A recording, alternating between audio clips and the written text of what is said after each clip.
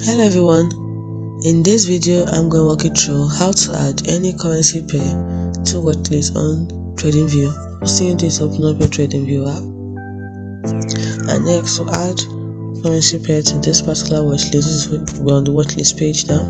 At the top here, tap on the plus icon at the top right corner, and then you can search, or you can simply search for the currency you want, or simply scroll down until you find it. We have different options. We have stocks, funds, futures, forex, crypto, indices, bonds, economy, options. Let's say I want to add from crypto. I've gotten the one I want. Bybit is over here. If I want to add this, simply tap on the plus next to it. It has been added.